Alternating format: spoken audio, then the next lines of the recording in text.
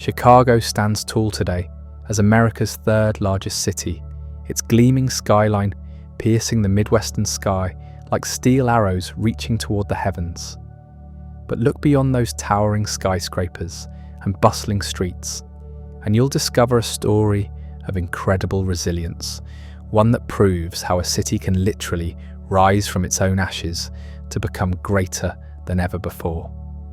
Tonight, we'll uncover the complete history of the Windy City, from its humble beginnings as a swampy trading post to its transformation into one of the world's great metropolises. Chicago has weathered devastating fires, survived economic collapse, endured brutal winters, and even faced down organised crime to emerge as a beacon of American ingenuity and determination. We'll start with a surprising discovery along the shores of Lake Michigan, and from there, we'll follow Chicago's remarkable journey through triumph and disaster, growth and renewal. So just relax and let your mind wander as we explore the extraordinary history of Chicago, a city that refused to stay down. When you think of Chicago today, perhaps you picture the magnificent skyline reflected in Lake Michigan, or the bustling energy of the Loop with its elevated trains rattling overhead. You might imagine deep dish pizza, jazz music floating through the air, or the roar of crowds at Wrigley Field. This city feels alive with possibility, a place where dreams are built and fortunes are made. And indeed, Chicago has always been about transformation and opportunity, but the story of this great American city begins long before the first skyscraper was ever imagined, in a time when the land was wild and untamed. The area we now know as Chicago has been significant for thousands of years, though most visitors today would never guess it. The landscape that greeted the earliest inhabitants was vastly different from the urban jungle we see now. Picture vast prairies stretching endlessly toward the horizon, broken only by meandering rivers and dense patches of oak and hickory forests. Wetlands and marshes dominated much of the region, creating a natural ecosystem that supported an incredible diversity of wildlife.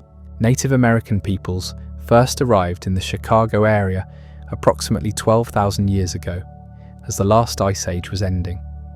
These early inhabitants were nomadic hunters who followed herds of massive creatures across the changing landscape. Mastodons, giant bison, and other ice age megafauna roamed the prairies where Michigan Avenue now bustles with traffic.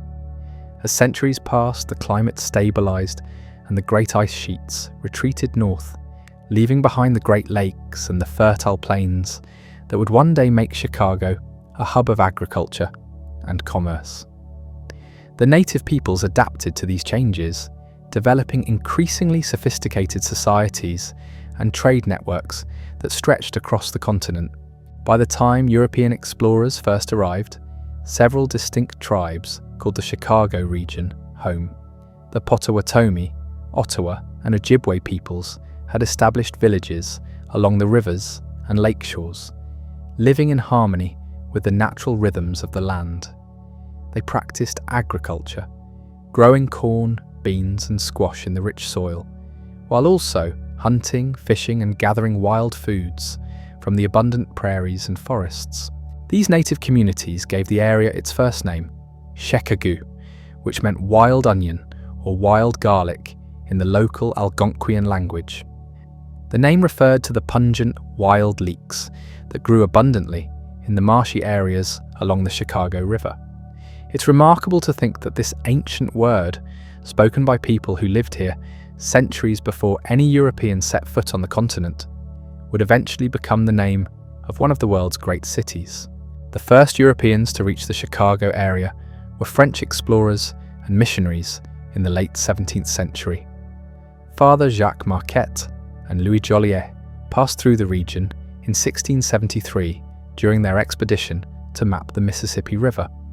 They were followed by René Robert Cavelier, Sieur de La Salle, who recognized the strategic importance of the location where the Chicago River met Lake Michigan. These early French explorers understood something that would prove crucial to Chicago's future success. The Chicago area sat at a natural crossroads, a place where the Great Lakes system nearly connected with the Mississippi River watershed. During certain seasons, it was possible to portage canoes and goods across the low-lying divide between the Chicago River and the Des Plaines River, creating a water route that linked the Atlantic Ocean to the Gulf of Mexico. This geographical advantage made Chicago a natural gathering place for trade. Native American traders had been using these routes for generations, but the arrival of Europeans brought new goods and new opportunities. French fur traders established seasonal camps and built relationships with local tribes, exchanging European manufactured goods for valuable beaver pelts and other furs. The fur trade era lasted for more than a century, during which Chicago remained a small but strategically important outpost. The population was tiny, consisting mainly of native peoples, a handful of French traders, and occasional missionaries. There were no permanent European settlements, just temporary camps and trading posts that appeared and disappeared with the seasons. During this period, Chicago existed in a delicate balance between different worlds. Native American ways of life continued largely unchanged, while European influence gradually increased through trade relationships and cultural exchange. Many French traders married into native families, creating a mixed community that bridged both cultures. These relationships would prove crucial during the conflicts that lay ahead. The balance began to shift dramatically in the mid-18th century as European powers competed for control of North America. The French and Indian War, fought between 1754 and 1763, would reshape the political landscape of the Chicago region forever. When the war ended with French defeat, all of their North American territories, including the area around Chicago, passed to British control. The British approach to governing their new Western territories differed significantly from French methods. Where the French had generally worked alongside native peoples as trading partners, the British often viewed them as obstacles to colonial expansion. This change in attitude created tension that would eventually explode into violence. In 1763, a confederation of native tribes led by the Ottawa War Chief Pontiac launched a coordinated uprising against British rule. The conflict, known as Pontiac's Rebellion, aimed to drive British forces out of the Great Lakes region and restore French influence. Chicago, though still just a small trading post, became caught up in this larger struggle for control of the continent. The rebellion ultimately failed, but it demonstrated the complex web of alliances and conflicts that characterized frontier life. For the people living in and around Chicago, survival often depended on navigating between competing European powers while maintaining relationships with various native tribes. It was a precarious existence that required diplomatic skill and cultural sensitivity. As the 18th century progressed, the Chicago area remained sparsely populated but strategically vital. The British established more formal control over trade routes and began encouraging settlement by colonists from the eastern seaboard. However, the American Revolution would soon bring another dramatic change to the region's political landscape. The Revolutionary War had a profound impact on the Chicago area, even though no major battles were fought there. Native tribes found themselves forced to choose sides between the British and the American colonists, a decision that would have lasting consequences for their communities. Many tribes, including those around Chicago, allied with the British, viewing them as the lesser threat to their traditional way of life.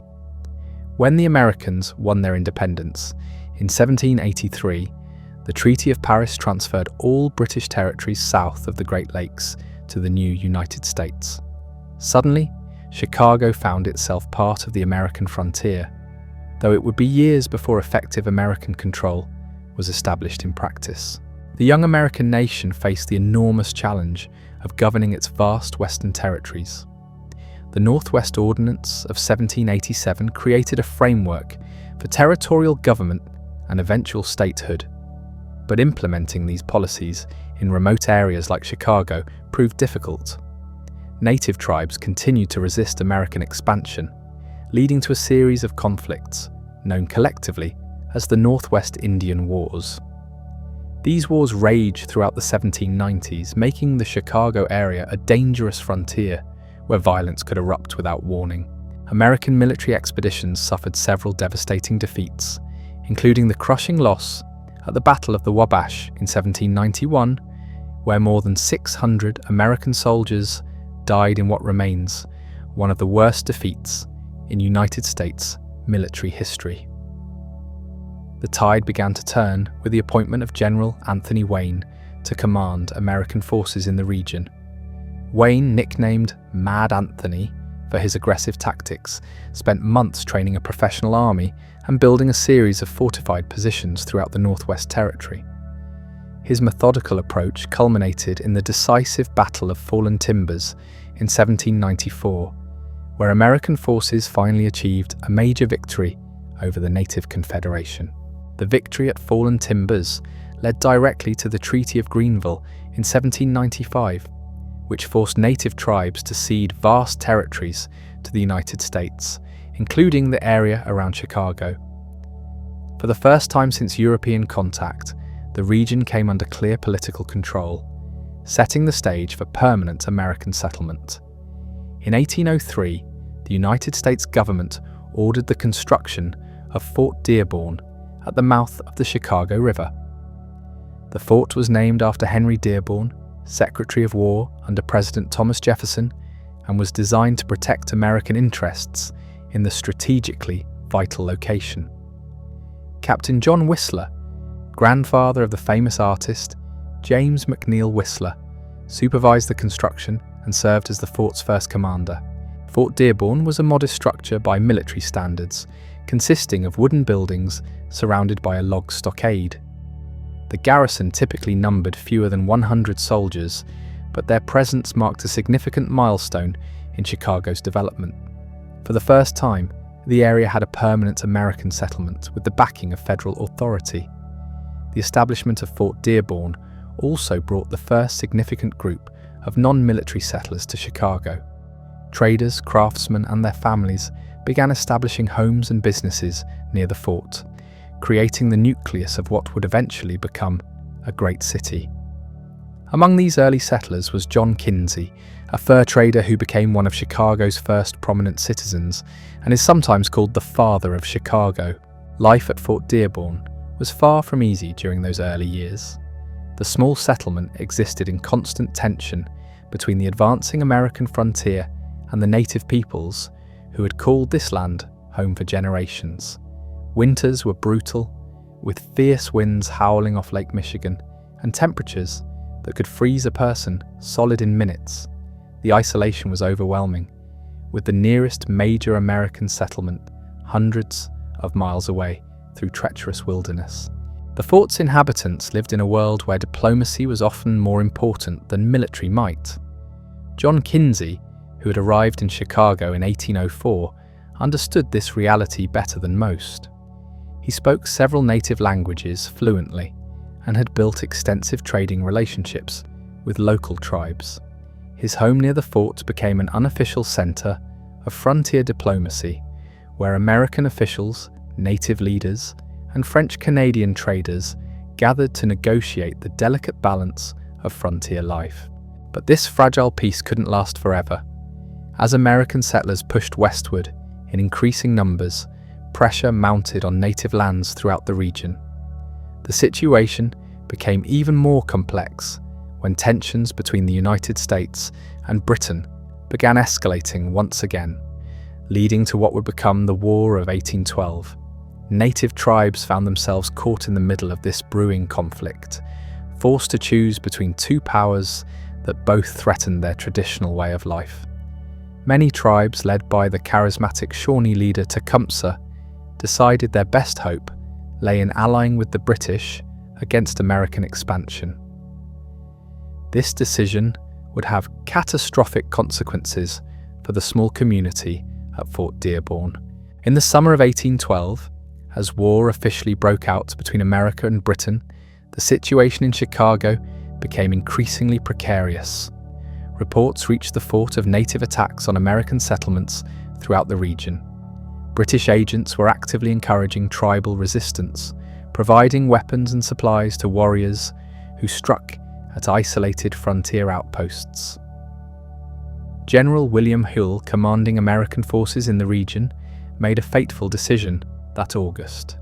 Convinced that Fort Dearborn was indefensible and fearing that its small garrison would be overwhelmed, he ordered the fort's evacuation. Captain Nathan Heald, who had taken command of the fort, received instructions to distribute the fort's supplies to friendly Indians and abandon the position. The evacuation order created panic among the fort's inhabitants. Many had invested everything in their new lives at Chicago and faced the prospect of losing not just their homes but their entire futures. Some, including John Kinsey, tried desperately to negotiate with local tribal leaders, hoping to find a peaceful solution that would allow the settlement to continue. On August 15, 1812, the evacuation began. 54 soldiers, 12 militiamen, and 27 civilians, including women and children, left Fort Dearborn under military escort. They were promised safe passage by local Potawatomi leaders, but the situation was far more complicated than anyone realized. Tensions within the native community were high, with some warriors eager for revenge against American encroachment, while others honored their agreements with the fort's inhabitants. The evacuation party had traveled barely 2 miles south of the fort when disaster struck. Near what is now 18th Street, a large force of Potawatomi, Ottawa, and Ojibwe warriors attacked the column. The battle was swift and brutal. Within minutes, 26 soldiers, all 12 militiamen, 2 women, and 12 children lay dead on the prairie grass. The survivors were taken captive, their fates uncertain. This tragic event, known as the Battle of Fort Dearborn or the Fort Dearborn Massacre, effectively ended the first chapter of Chicago's American history. The fort was burned, its buildings reduced to charred ruins along the lakefront. The small community that had grown up around it was scattered to the winds, and for several years, Chicago essentially ceased to exist as an American settlement. News of the massacre sent shockwaves through the young United States. Here was proof of the dangers facing American settlers on the frontier, and evidence of British influence among native tribes. The event became a rallying cry for American expansion and revenge, though it would be years before the United States was strong enough to reclaim the Chicago area. The War of 1812 continued to rage across the Great Lakes region for 2 more years. American forces suffered a series of humiliating defeats, including the capture of Detroit and the burning of Washington, D.C. But gradually, American military fortunes improved.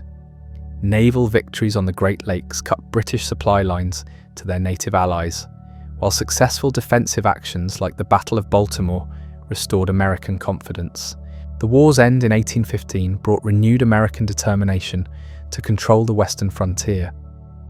Military expeditions were organized to re-establish American authority in areas like Chicago, while new policies were implemented to prevent future native uprisings.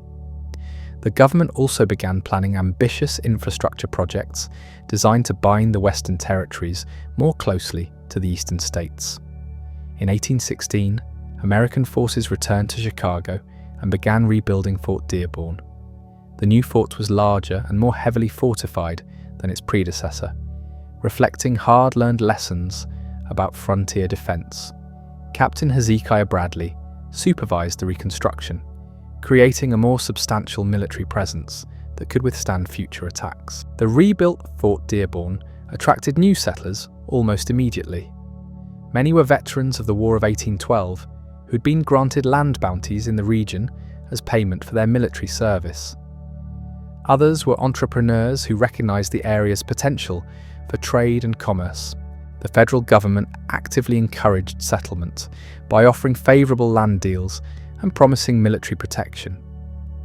Among the new arrivals was Gurdon Hubbard, a young fur trader who would become one of Chicago's most influential early citizens. Hubbard had traveled extensively throughout the region during the war years and understood better than most the area's strategic and economic potential. He established trading relationships with native tribes and began accumulating land that would prove incredibly valuable as the city grew. The 1820s brought remarkable changes to the Chicago area. The federal government launched the Illinois and Michigan Canal Project, an ambitious engineering undertaking designed to connect Lake Michigan with the Illinois River and ultimately the Mississippi River system. This canal would fulfill the dream that French explorers had envisioned more than a century earlier, creating a continuous water route from the Atlantic Ocean to the Gulf of Mexico. The mere announcement of the canal project triggered a land speculation boom in Chicago. Investors from the eastern states began buying property in and around the small settlement, betting that the canal would transform Chicago into a major commercial center. Land values skyrocketed, and the population began growing rapidly as workers, merchants, and speculators flooded into the area. In 1830, Chicago was officially platted as a town, with streets laid out in a grid pattern that would define the city's geography for generations to come. The population had grown to fewer than 100 people, but the sense of possibility was enormous. Everyone seemed convinced that Chicago was destined for greatness, though few could have imagined just how great the city would eventually become. The canal project faced enormous technical challenges. Engineers had to design a waterway that could cross varying elevations while dealing with the marshy, unstable soil that characterized much of the region. Construction crews, many of them Irish immigrants, labored under dangerous conditions, facing disease, accidents, and occasional conflicts with native groups who remained in the area. Despite these challenges, work on the canal proceeded steadily throughout the 1830s. The project created thousands of jobs and attracted even more settlers to Chicago. Taverns, boarding houses, and shops sprang up to serve the construction crews and the growing permanent population. The small frontier outpost was rapidly transforming into a genuine town. The transformation accelerated dramatically in 1837 when Chicago was officially incorporated as a city. The population had exploded to over 4,000 residents, making it one of the fastest growing settlements in the American West.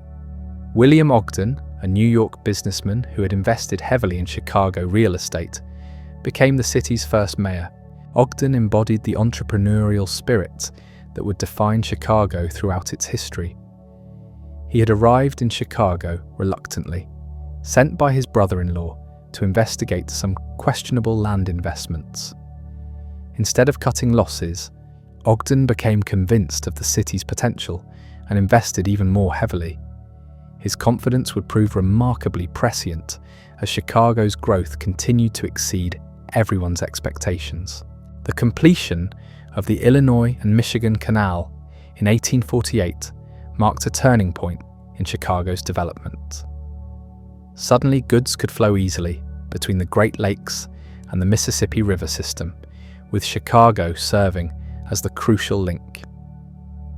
Grain from the fertile prairies of Illinois and Iowa could be shipped to markets in New York and beyond, while manufactured goods from eastern cities could reach the rapidly growing populations of the Western territories. But even as the canal brought prosperity to Chicago, a new technology was emerging that would prove even more transformative. The railroad was beginning to revolutionize transportation across America, and Chicago's strategic location made it a natural hub for this new network. The city's leaders recognized this opportunity and began aggressively courting railroad companies, offering incentives and investments to make Chicago a major rail center.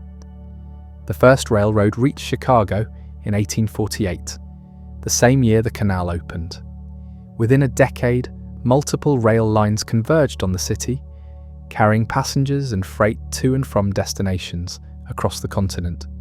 Chicago became the great railroad hub of America, a position that would fuel unprecedented growth and make the city one of the wealthiest and most powerful in the nation. By 1850, Chicago's population had reached nearly 30,000, a staggering increase from the handful of settlers who had lived there just 2 decades earlier.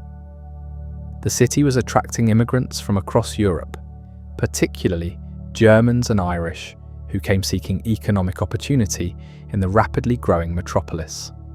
These new arrivals brought their own cultures, traditions, and skills, adding to Chicago's increasingly diverse character. The growth was visible everywhere. New neighborhoods were being platted and built at breakneck speed. The downtown area, which would later be known as the Loop, was filling with multi-story buildings, housing businesses, banks, and government offices. The lakefront bustled with activity as ships loaded and unloaded cargo from across the Great Lakes region. Chicago's transformation from frontier outpost to major city created opportunities that seemed to multiply with each passing year. The grain trade became the foundation of the city's economy, as farmers from across the Midwest shipped their harvests through Chicago's elevators and warehouses. These massive wooden structures dominated the skyline, their towering forms filled with wheat, corn, and other agricultural products destined for eastern markets. The grain elevators were marvels of 19th century engineering, using steam-powered machinery to lift tons of grain from railroad cars and lake vessels up into storage bins. The efficiency was remarkable compared to the backbreaking manual labour that had previously been required to move such quantities of grain. A single elevator could handle more cargo in a day than a team of workers could manage in weeks using traditional methods. But the grain trade brought more than just economic prosperity to Chicago.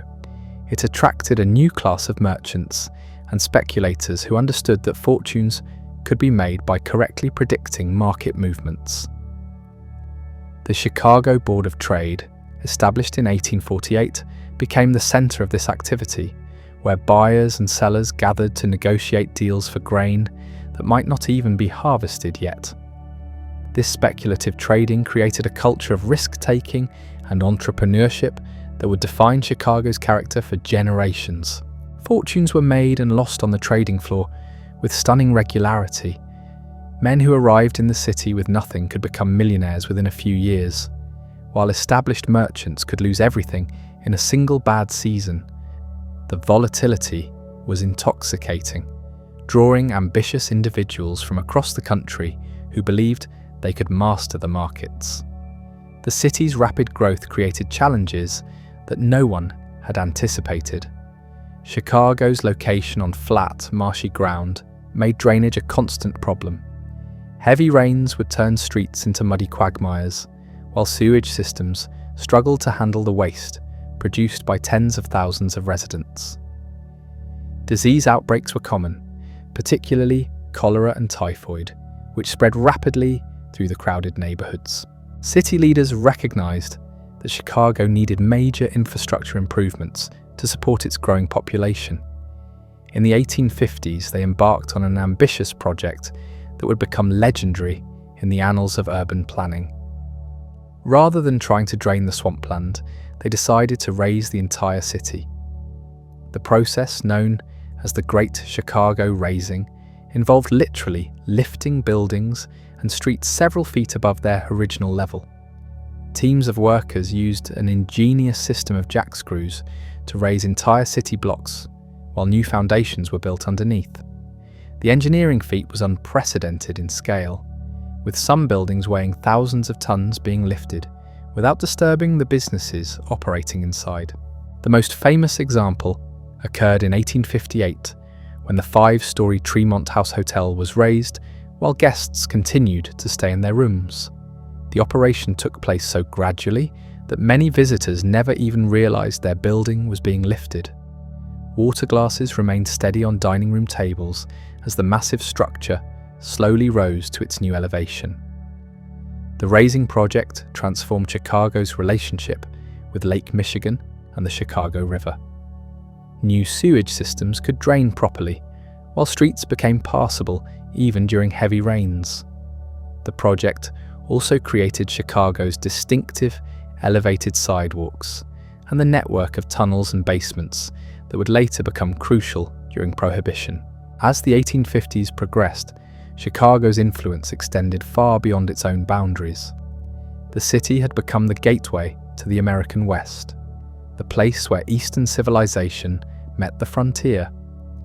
Thousands of settlers passed through Chicago on their way to California, Oregon, and other Western territories. Many decided to stay, adding to the city's booming population. The California gold rush of 1849 brought particular prosperity to Chicago, as the city became a major supply center for prospectors heading west.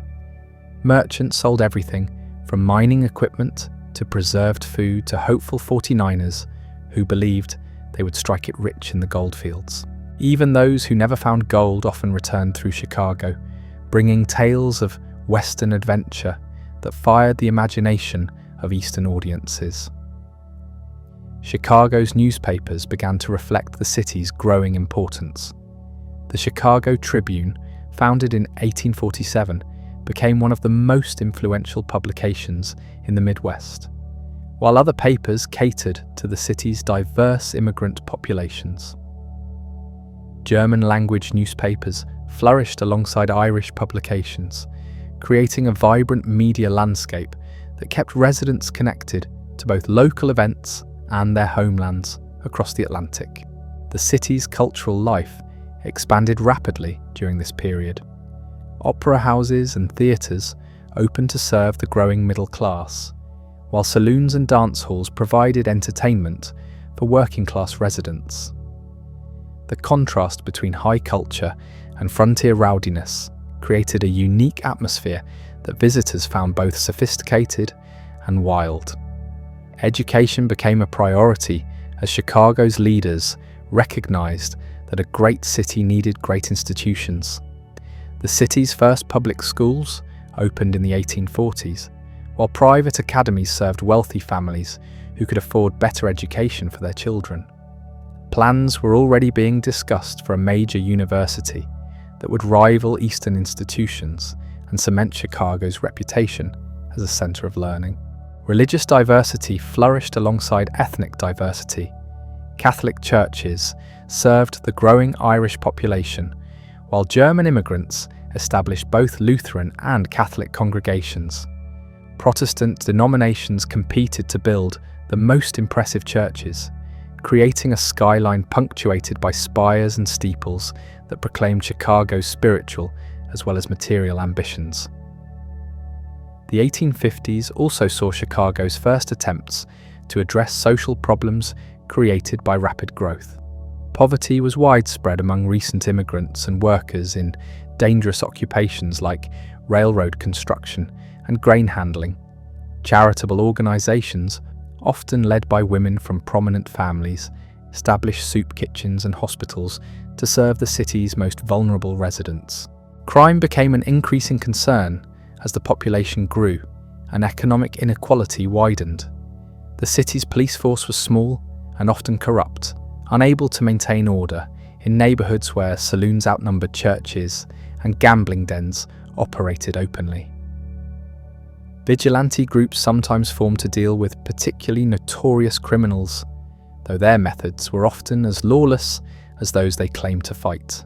Despite these challenges, Chicago's reputation for opportunity continued to attract newcomers from around the world. Scandinavian immigrants began arriving in significant numbers during the 1850s, drawn by reports of available land and steady work. These new arrivals often possessed skills in carpentry and metalworking that proved valuable in the rapidly expanding city. The city's industrial base was diversifying beyond grain processing. Lumber mills processed timber, floated down from the forests of Wisconsin and Michigan, while nascent manufacturing operations produced goods for the growing Western market.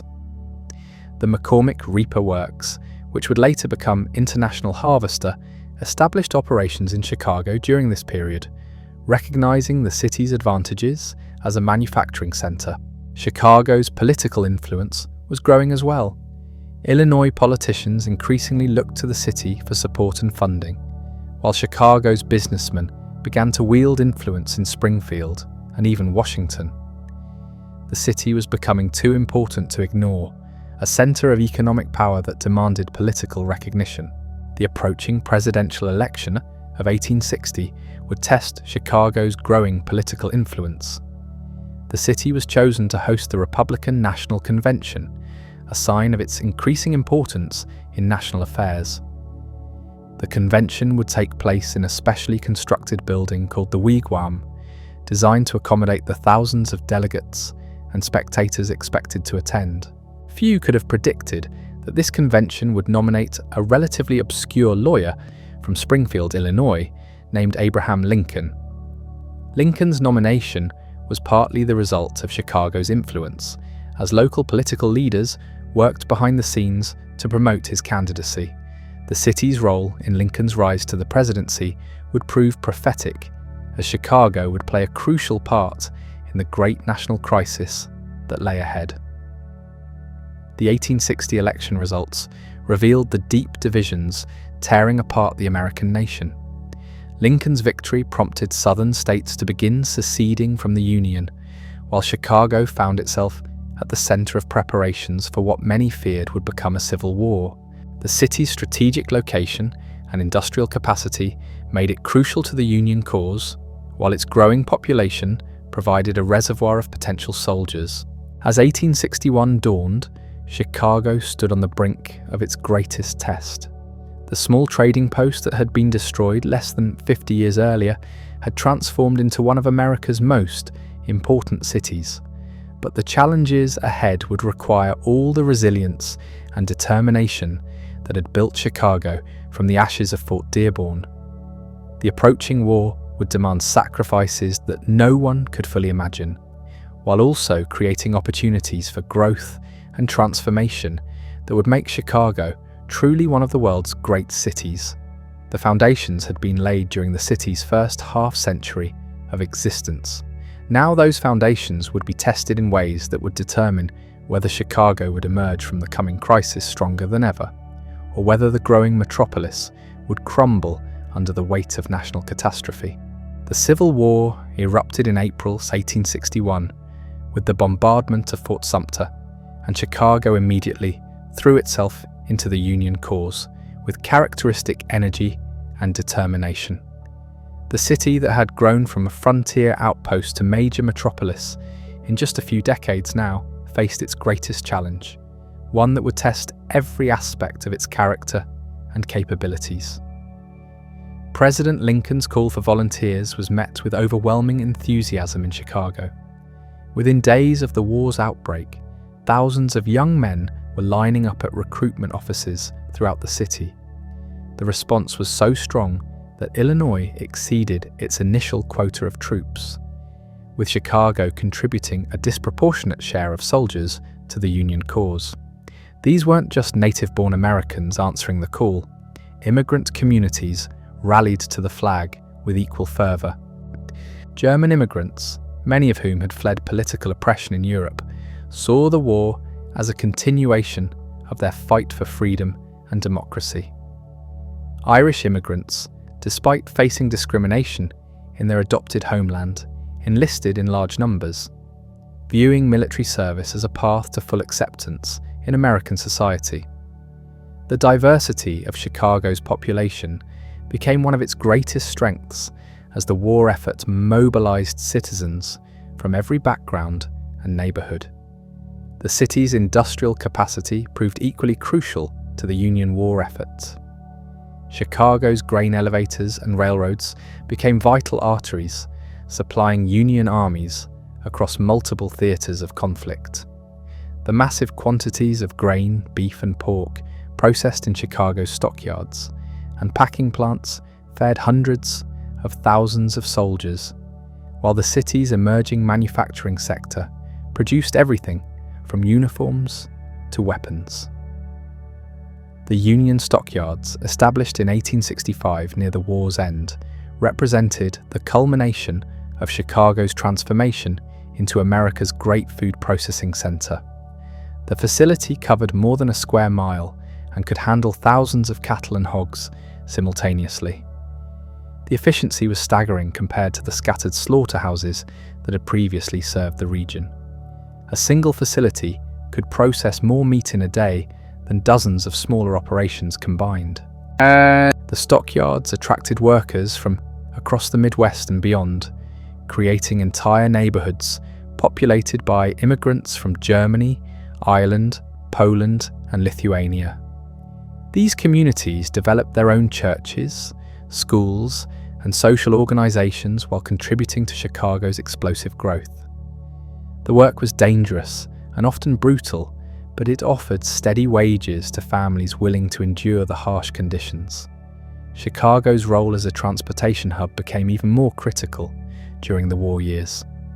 The city's railroad network carried troops and supplies to battlefields across the continent, while lake vessels transported cargo to ports throughout the Great Lakes region. The efficiency of Chicago's transportation systems often made the difference between victory and defeat for Union forces operating far from their supply bases. The war also accelerated Chicago's development as a financial center. Banks and investment houses established operations to handle the massive amounts of capital flowing through the city's economy. Government contracts for military supplies created opportunities for entrepreneurs willing to take risks, while commodity trading expanded as demand for agricultural products soared. Women played increasingly important roles in Chicago's wartime economy. With thousands of men serving in the military, women took over jobs previously reserved for males. They worked in factories, managed businesses, and organized relief efforts for soldiers and their families. The Chicago Sanitary Commission, led by prominent women like Mary Livermore, raised millions of dollars for medical supplies and hospital care. The war years were not without their challenges and controversies. Draft riots erupted in several neighborhoods during 1863, reflecting tensions over conscription policies that allowed wealthy men to avoid service by paying substitutes. Irish and German immigrants sometimes clashed over job opportunities and political influence, while racial tensions simmered as the war's focus shifted toward emancipation. The assassination of President Lincoln in April 1865 devastated Chicago, which had played such a crucial role in his political career. The president's funeral train stopped in Chicago on its way to Springfield, drawing enormous crowds of mourners who lined the tracks to pay their respects. Lincoln's death marked the end of an era for Chicago, as the city had lost its most famous political son, just as the nation emerged victorious from its greatest trial. The war's end brought both celebration and uncertainty to Chicago. Thousands of veterans returned to the city, seeking jobs and housing, straining resources that had been stretched thin by wartime demands. The transition from wartime to peacetime production created economic disruptions as factories retooled for civilian markets and government contracts expired. But Chicago's leaders recognized that the city stood on the threshold of unprecedented opportunity. The war had demonstrated the effectiveness of the city's transportation and industrial systems while creating new markets and business relationships. The challenge now was to harness this momentum for continued growth and development. The late 1860s saw Chicago enter a period of explosive expansion that dwarfed even the remarkable growth of previous decades. The population surged past 300,000 by 1870, making Chicago the fifth largest city in the United States. New neighborhoods were being built at a frantic pace, while the downtown area filled with ever taller buildings, housing the offices of businesses that served markets across the continent. The city's physical expansion was matched by growing cultural sophistication. The Chicago Academy of Fine Arts was established in 1866, while plans were developed for a great public library that would rival those in Boston and New York. Opera companies and theater troupes made Chicago a regular stop on their tours, recognizing the city's growing appetite for high-quality entertainment. Education remained a priority as Chicago's leaders understood that a great city required great institutions. The University of Chicago was founded in 1857, but struggled during the war years before being reorganized with significant funding from local benefactors.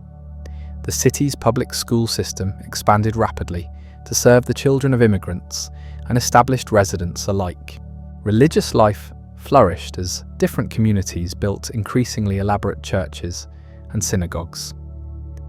The diversity was remarkable, with Catholic parishes serving Irish, German, and Polish immigrants, while Protestant denominations competed to build the most impressive sanctuaries.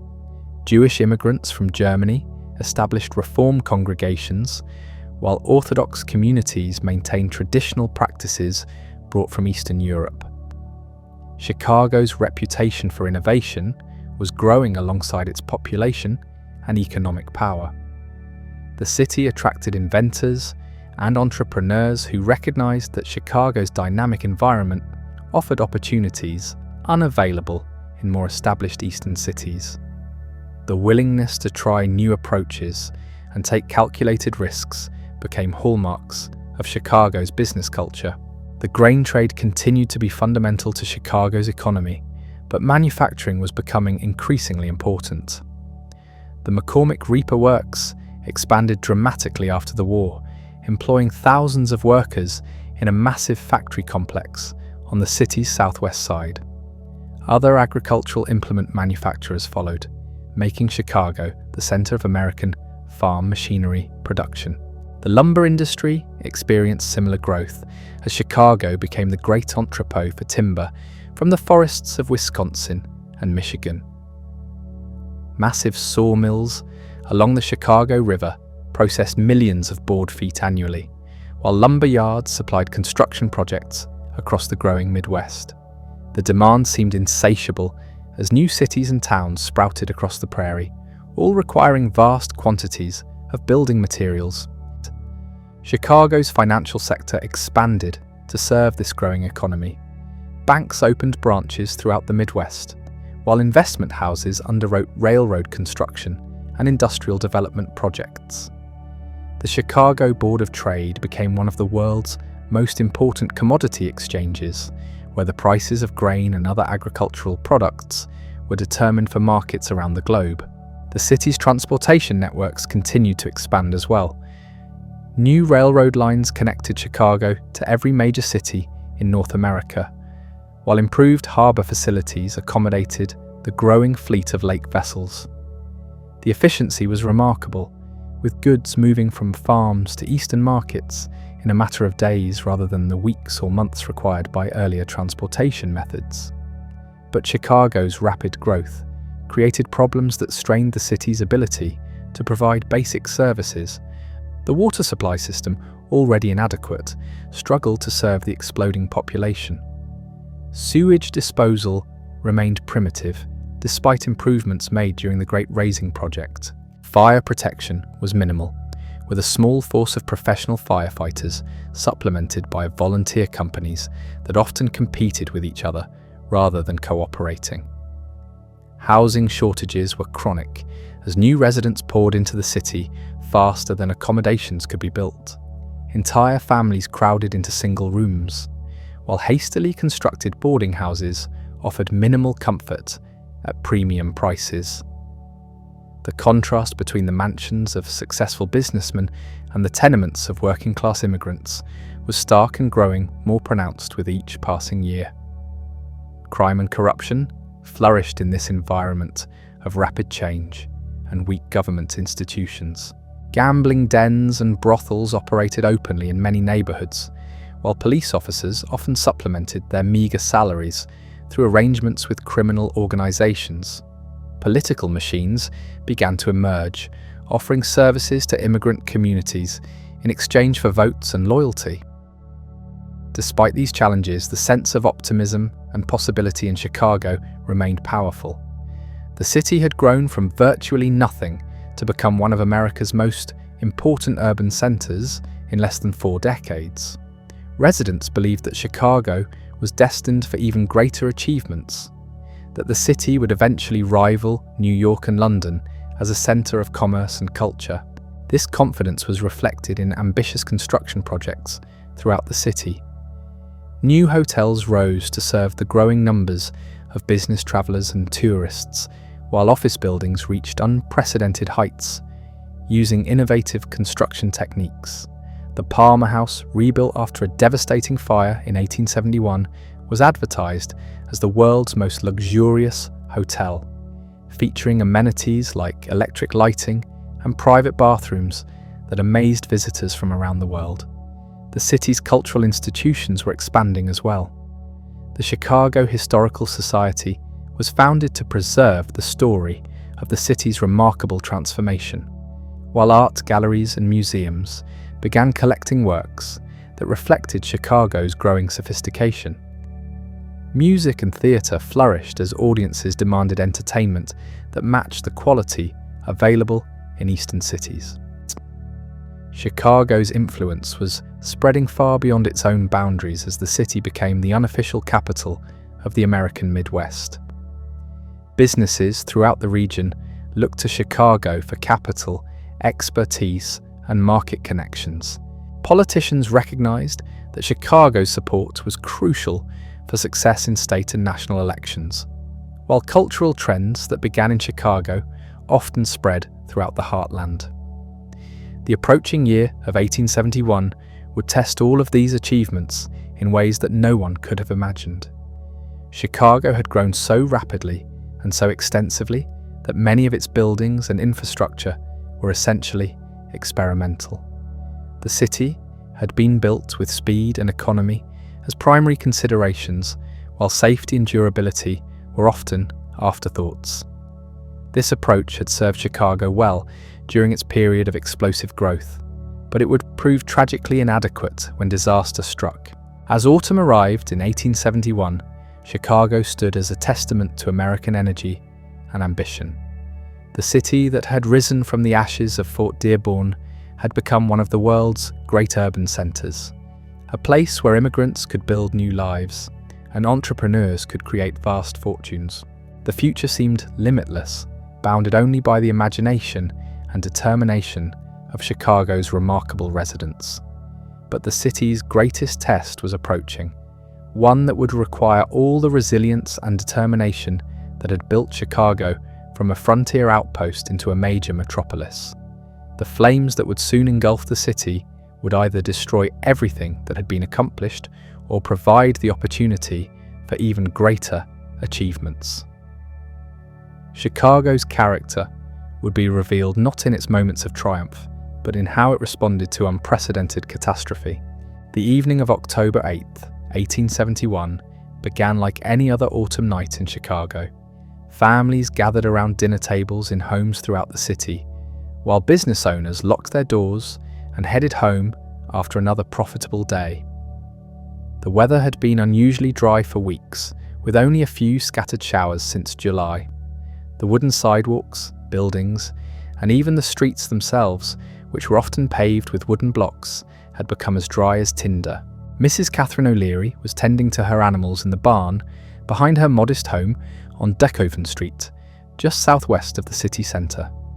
The O'Learys were typical of Chicago's working-class Irish immigrants, struggling to make ends meet through various odd jobs and small enterprises. Patrick O'Leary worked as a labourer, while Catherine supplemented their income by selling milk from the family cow. What happened next would become the subject of legend and controversy for generations. The most famous story, later admitted to be fabrication by the reporter who created it, claimed that Mrs. O'Leary's cow kicked over a lantern while she was milking, igniting the hay in the barn. The truth was far more mundane but no less consequential. A fire somehow started in the O'Leary barn around 9 o'clock that evening, probably from careless disposal of smoking materials or a spark from a neighbour's chimney. Under normal circumstances, such a small fire might have been contained quickly. Chicago's fire department, though understaffed, was reasonably competent and had dealt with hundreds of similar incidents. But October 8th 1871, was not a normal evening. Strong winds were blowing from the southwest, and the city's water supply system was already strained from fighting a large fire the previous day that had destroyed several blocks on the city's west side. The flames spread from the O'Leary barn to neighbouring structures with terrifying speed. The wooden buildings, dried by weeks of drought, ignited like matchsticks. Within minutes, an entire block was ablaze, and the fire was leaping across streets and alleyways with a ferocity that stunned even experienced firefighters. The city's fire alarm system, primitive by modern standards, failed to adequately warn residents of the approaching danger. Many people first learned of the fire when they saw flames reflecting off their windows or smelled smoke drifting through their neighbourhoods. By then, it was often too late to save anything but their lives. As the fire spread north and east, it encountered Chicago's densely packed downtown district, where wooden buildings stood shoulder to shoulder along narrow streets. The business district that had been the pride of the growing city became a furnace that generated its own weather. Superheated air created powerful updrafts that carried burning debris for miles, starting new fires far ahead of the main blaze. The Chicago River, which many residents hoped would stop the fire's advance, proved no barrier at all. Burning timber and debris floated across the water, igniting buildings on the north side of the city. The flames seemed to have a malevolent intelligence, finding every weakness in the city's defences and exploiting gaps that no one had anticipated. Panic gripped the city as hundreds of thousands of residents realised that their homes, businesses, and lives were in mortal danger. The wealthy neighbourhoods along the lakefront, which had seemed safely removed from the working-class areas where the fire began, found themselves directly in the path of the advancing flames. Mansions that had cost fortunes to build were consumed as quickly as tenement buildings in immigrant neighbourhoods. The evacuation became a chaotic nightmare as people fled through streets clogged with smoke and debris. Families loaded their most precious possessions into wagons, only to abandon everything when the flames moved faster than anyone had thought possible. The lucky ones made it to the lakefront, where thousands of refugees huddled on the beaches while the city burned behind them. Lincoln Park became another refuge, though even there people weren't entirely safe as burning embers rained down from the sky. The city's cemeteries filled with the living seeking shelter among the dead, while Lake Michigan itself became a place of last resort for those who had nowhere else to go. People stood in the freezing water for hours, emerging periodically to check if it was safe to return to land. The fire burned for 3 days and nights, consuming everything in its path with an appetite that seemed insatiable. When it finally exhausted itself on October 10th, the devastation was beyond comprehension. More than 17,000 buildings had been destroyed, including virtually the entire downtown business district. The Palmer House, the elegant hotels, the grain elevators, the lumber yards, the railroad terminals, all had been reduced to smoking ruins. An estimated 300 people had died, though the exact number would never be known, as entire families simply disappeared in the chaos. More than 100,000 residents, roughly 1/3 of Chicago's population, were left homeless. The economic losses were staggering, with property damage estimated at over $200 million, an astronomical sum for the era that represented years of accumulated wealth and investment. The area burned by the fire covered more than 2,100 acres, stretching from the southwestern neighbourhoods where it began to the far north side of the city. The famous downtown district, known as the Loop, was completely obliterated, along with most of the lakefront mansions where Chicago's elite had lived. The industrial areas along the river were devastated, while entire immigrant neighbourhoods had simply vanished. In the immediate aftermath of the disaster, Chicago resembled a war zone more than a major American city. Smoke continued to rise from the ruins for days, while the smell of burned wood and worse things filled the air. Martial law was declared as authorities struggled to maintain order among the desperate survivors. Looters prowled the ruins, searching for anything of value, while armed guards protected the few buildings that had somehow escaped destruction. The human suffering was immense and heartbreaking. Families who had worked for decades to build comfortable lives found themselves destitute overnight. Immigrants who had saved every penny to bring relatives from Europe watched their dreams literally go up in smoke. Business owners who had built thriving enterprises from nothing faced the prospect of starting over with empty hands. Yet even in those first dark days after the fire, something remarkable began to happen. Instead of despair and defeat, a spirit of determination and resilience emerged among Chicago's survivors.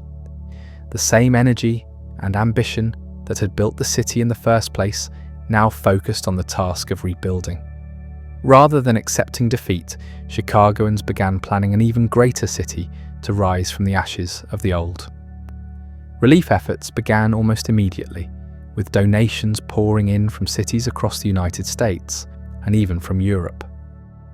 New York, Boston, and Philadelphia organized massive aid campaigns, while smaller communities contributed whatever they could spare. Railroad companies provided free transportation for relief supplies, while telegraph operators worked around the clock to coordinate the unprecedented relief effort. The response revealed something important about Chicago's place in the American imagination. The city that had grown so rapidly from a frontier outpost to major metropolis had captured the nation's attention and admiration. People across the country felt personally invested in Chicago's recovery, viewing the city as a symbol of American energy and possibility. Local leaders moved quickly to establish temporary shelters and distribution centers for the homeless. Churches and schools that had survived the fire became relief headquarters, while tents and temporary barracks were erected in parks and open spaces. The Chicago Relief and Aid Society, formed just days after the fire, coordinated these efforts with remarkable efficiency, considering the chaos surrounding them. Business leaders began meeting almost immediately to plan the city's reconstruction. Rather than simply rebuilding what had been destroyed, they saw an opportunity to create something better. The fire had cleared away decades of accumulated development, providing a blank canvas for implementing modern urban planning concepts that would have been impossible in the densely built city. The scale of the rebuilding task was daunting, but Chicago's leaders approached it with characteristic optimism and determination. New building codes were drafted to prevent future disasters, requiring the use of fireproof materials like brick and stone instead of the wooden construction that had made the fire so devastating. Street widths were increased to serve as fire breaks, while improved water systems and fire protection were planned from the ground up. The reconstruction effort attracted architects and engineers from around the world, drawn by the unprecedented opportunity to design an entire urban core from scratch. Chicago became a laboratory for innovative construction techniques and architectural styles that would influence city building for generations. The Chicago School of Architecture emerged from this period, creating distinctively American approaches to urban design. Workers flooded into the city to participate in the massive rebuilding effort.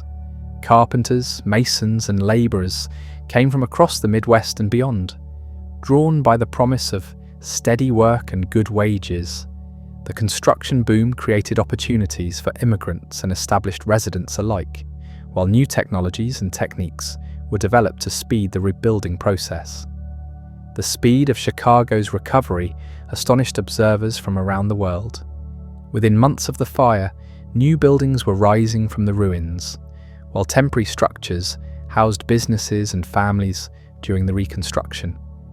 The city's transportation networks were restored with remarkable efficiency, allowing commerce to resume even while major reconstruction continued. By 1873, just 2 years after the fire, Chicago had not only rebuilt, but had grown larger and more prosperous than before the disaster. The new downtown district featured taller, more elegant buildings constructed with the latest fireproof materials and technologies. The street system was more logical and efficient, while modern utilities provided services that surpassed what had existed before the fire. The psychological impact of the successful rebuilding was perhaps even more important than the physical reconstruction. Chicago had proven that American cities could overcome even the most devastating disasters through determination, cooperation, and innovative thinking. The fire, rather than destroying Chicago's spirit, had actually strengthened the city's sense of identity and purpose. The rebuilding also accelerated trends that had been developing before the fire. Chicago's role as a transportation hub was reinforced as railroad companies rebuilt their terminals and expanded their operations. The grain trade resumed with new elevators and warehouses that were larger and more efficient than their predecessors. Manufacturing operations returned with modern factories that incorporated the latest production techniques. Immigration increased dramatically during the Reconstruction period as word spread that Chicago offered unprecedented opportunities for those willing to work hard. German and Irish immigrants continued to arrive in large numbers, while new groups from Scandinavia, Eastern Europe, and other regions began establishing communities in the rebuilding city. The fire had destroyed many of Chicago's cultural institutions, but these were rebuilt with even greater ambition. New theatres and opera houses were constructed to serve the city's growing appetite for entertainment and high culture. Libraries and museums were established with collections that rivaled those in much older eastern cities. The rebuilding of Chicago included a conscious effort to create cultural institutions worthy of a great American city. The religious landscape was transformed as well, with new churches and synagogues rising throughout the city. Many congregations used the opportunity presented by the fire to build larger, more impressive houses of worship that reflected their growing prosperity and confidence. The diversity of Chicago's religious communities was celebrated as a sign of the city's openness and tolerance. Women played crucial roles in the rebuilding effort, organizing relief efforts, and advocating for improved living conditions in the new city. The disaster had demonstrated the importance of social services and community organizations, leading to the establishment of settlement houses and other institutions designed to help the city's most vulnerable residents. The success of Chicago's rebuilding effort became a source of immense civic pride. The city that had risen from the ashes of the Great Fire was not just restored, but transformed into something greater than what had existed before. Chicago had proven that American cities possessed a resilience and capacity for renewal that amazed the world. By the 1880s, Chicago was experiencing another period of explosive growth that dwarfed even the remarkable expansion of the pre-fire era. The population was approaching 1 million, making Chicago one of the largest cities in the world. The downtown district featured some of the tallest buildings on Earth, while the city's industrial capacity had expanded to serve markets across the globe. The agricultural processing industries that had been central to Chicago's economy before the fire grew to unprecedented size and sophistication. The Union Stockyards became the largest livestock processing center in the world, handling millions of animals annually and employing tens of thousands of workers. The efficiency and scale of operations amazed visitors from around the world, who marveled at the industrial processes that turned living animals into packaged meat products in a matter of hours. The meatpacking industry transformed Chicago into what became known as the world's butcher shop, but it also created conditions that would shock the American conscience. Workers labored in dangerous, unsanitary conditions for meager wages, while the processing methods produced food that often contained harmful contaminants. The immigrant communities that supplied most of the workforce lived in overcrowded neighborhoods where disease spread rapidly and basic services were inadequate.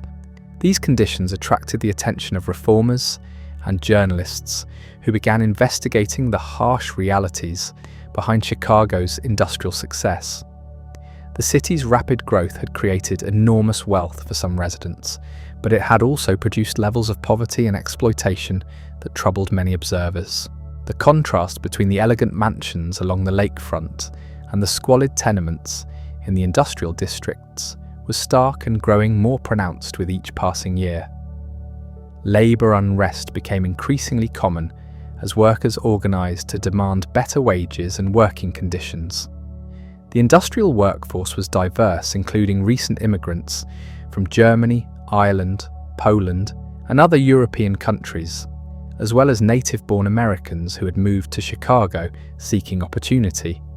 These different groups often had difficulty cooperating due to language barriers and cultural differences, but shared grievances about working conditions gradually brought them together. The Knights of Labour and other early unions began organising Chicago workers in the 1870s and 1880s, advocating for shorter working days and safer working conditions. The 8-hour workday became a particular focus of labour activism, as many workers were required to labour 12 or even 14 hours daily in dangerous factories and processing plants. The movement gained momentum as workers realised that collective action could achieve results that individual complaints could not. Tensions between labour and management reached a breaking point in May 1886 when a general strike was called to demand the 8-hour workday. Thousands of workers across Chicago participated in the work stoppage, shutting down factories, construction sites, and other businesses throughout the city. The strike was largely peaceful initially, with workers organising parades and rallies to demonstrate their solidarity and determination. The situation turned violent on May 3rd when police intervened in a confrontation between striking workers and strike breakers at the McCormick Reaper Works. Several workers were killed in the incident, inflaming tensions throughout the city and prompting labour leaders to call for a protest meeting the following evening at Haymarket Square, a gathering place in the industrial district. The Haymarket meeting on May 4th initially proceeded peacefully, with several speakers addressing a crowd of about 3,000 workers and their supporters. The crowd was smaller than expected due to threatening weather, and many attendees had already gone home when police arrived to disperse the remaining protesters. What happened next would become one of the most controversial events in American labour history. As police advanced to break up the meeting, someone threw a dynamite bomb into their ranks, killing one officer instantly and wounding several others. The police responded with gunfire, and in the chaos that followed, 7 more police officers died along with an unknown number of civilians. The Haymarket affair, as it came to be known, sent shockwaves through Chicago and the entire nation. The aftermath of Haymarket revealed deep divisions in American society about the rights of workers and the role of law enforcement in labour disputes. 8 anarchists were arrested and charged with a conspiracy in connection with the bombing, though evidence linking most of them to the actual crime was weak or non-existent. The trial became a national sensation, with newspapers across the country following every development. The proceedings were marked by anti-immigrant sentiment and fear of radical political movements. Several of the defendants were German immigrants who had advocated for revolutionary change, making them easy targets for prosecutors who portrayed them as dangerous foreign agitators. The trial judge showed clear bias against the defendants, while the jury was selected from business owners and others who were predisposed to view labour organisers as criminals. 4 of the Haymarket defendants were executed in November 1887, while 1 committed suicide in his cell before the scheduled execution. 3 others had their sentences commuted to life imprisonment. The executions created martyrs for the labour movement, while generating controversy that would persist for decades.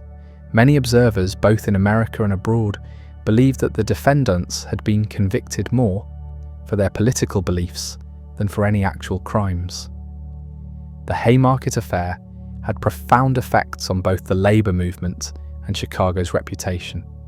The city became associated with radical politics and violent confrontation in the minds of many Americans, overshadowing its achievements in commerce and industry.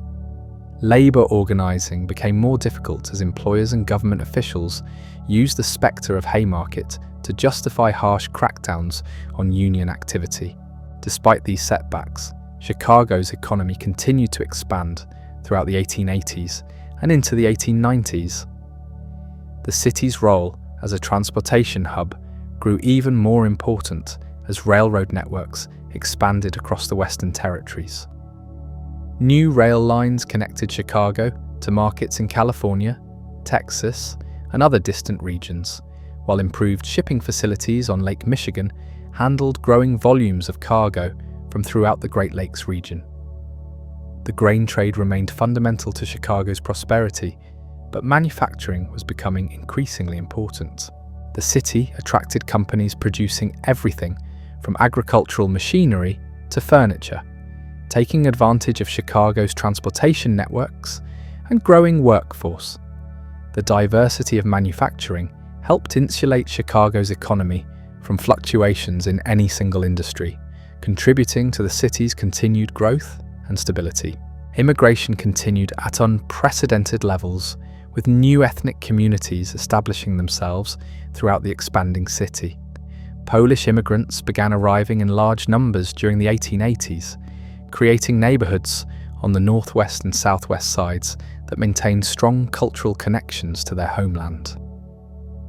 Italian immigrants settled primarily on the near west side, establishing businesses and community organizations that served their growing population. Scandinavian immigrants, particularly Swedes and Norwegians, found opportunities in Chicago's construction and manufacturing industries. Many possessed skills in carpentry and metalworking that were highly valued in the rapidly growing city. These communities established churches, schools, and cultural organizations that helped preserve their heritage while adapting to American life. From the marshlands where native peoples once gathered wild onions to the gleaming metropolis that stands today, Chicago's story is one of extraordinary transformation and unbreakable spirit. Through fire and flood, war and peace, boom and bust, this city has proven time and again that setbacks are simply setups for even greater comebacks. The immigrants who built these neighborhoods, the entrepreneurs who dreamed impossible dreams, the workers who toiled in stockyards and factories, all contributed to something magnificent. Chicago didn't just survive its trials, it was forged by them into one of the world's great cities. That spirit of resilience lives on today in every L train that rattles through the loop, every wind that whips off Lake Michigan, and every person who calls this remark Able City home.